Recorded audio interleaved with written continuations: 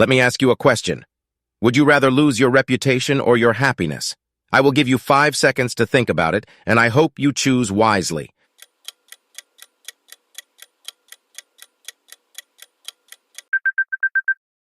The 5 seconds are over, but I'm sure you're still pondering the question. From his point of view, you really chose one option. But from my point of view, you chose one of the two options. I limited you to them. Perhaps the two are wrong, and the best of them may be very difficult, but despite that, you accept the imaginary reality that was imposed on you. This is just a simplified example of our lives, in which we choose hundreds of options every day. But are we really the ones who choose our decisions, or are we simply accepting the choices imposed on us? Are you choosing to go to work in the morning that you hate? Or are you choosing between the work that is imposed on you? Do you go to school because you really want to? Or do you go to society, and your family don't see you as a loser? In short, your choices are your life. So the question is, are you the one who lives them? Meet the puppeteer, a master manipulator who crafts the illusion of free will while clandestinely dictating our choices. Drawing inspiration from the timeless wisdom of Robert Greene's 48 Laws of Power, we explore how these laws have been wielded throughout history to control the masses. Law 31. Control the options. Get others to play with the cards you deal. Our first example takes us back to the Machiavellian tactics employed by Cardinal Richelieu, the chief minister to King Louis XIII of France. Richelieu strategically controlled the options available to the king, ensuring that all decisions aligned with his own agenda.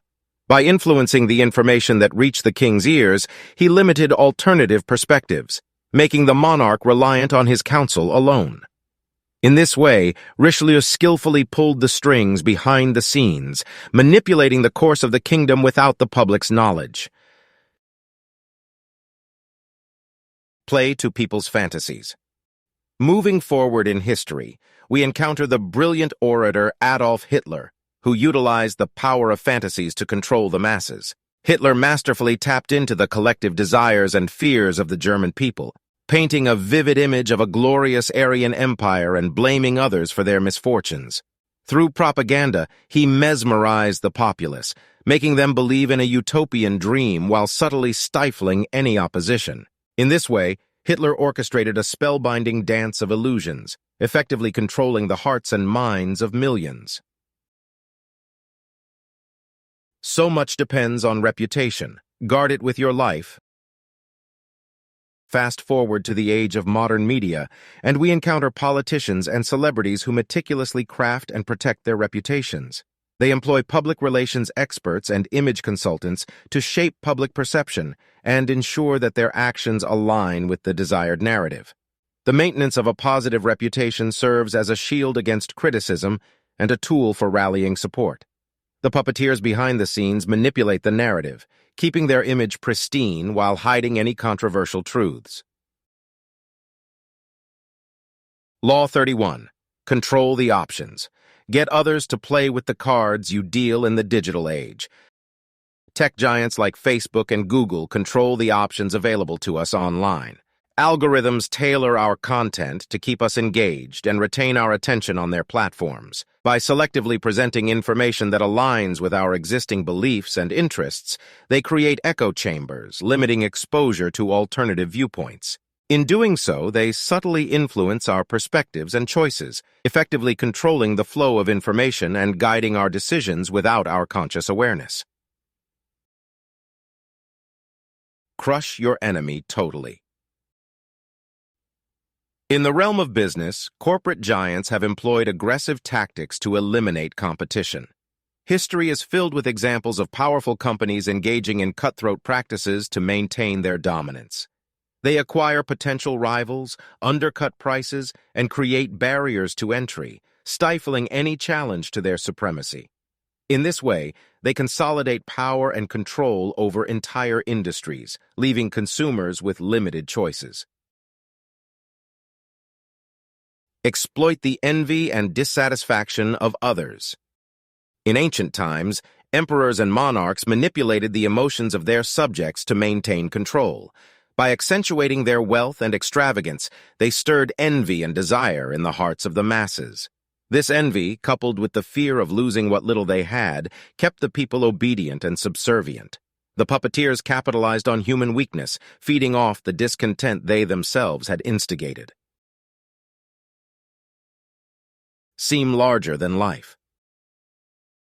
Great conquerors like Alexander the Great and Napoleon Bonaparte knew the importance of projecting an aura of invincibility.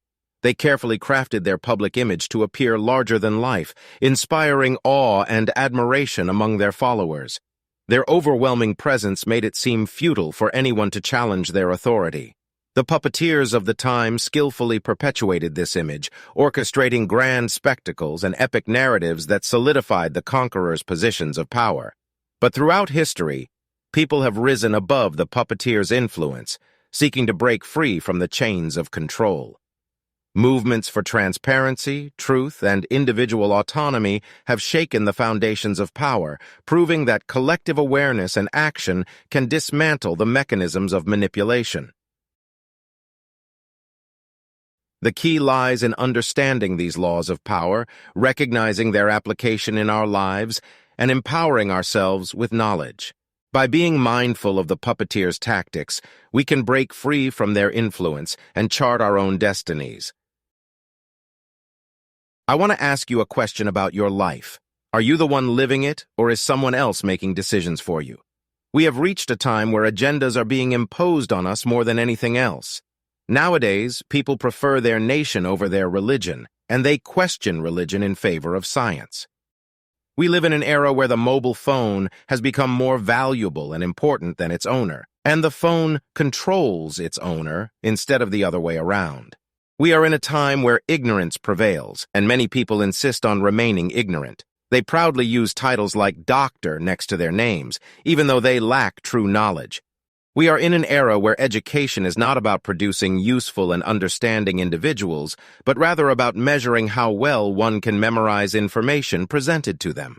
We live in a time where certificates matter more than experience, where flaws are more condemned than sins, and where technology is smarter than its users. In this era, deviation is considered personal freedom, nudity is seen as liberation, and faith is deemed backwardness.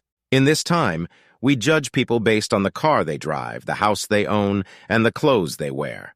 We love a wealthy man even if his ethics are poor, and we say it is a gift from God. Meanwhile, we disdain the poor person, even if they possess the noblest morals, but we never attribute their poverty to God's will. I tried to find a name for this time, but I couldn't, so I've shared a glimpse of it with you.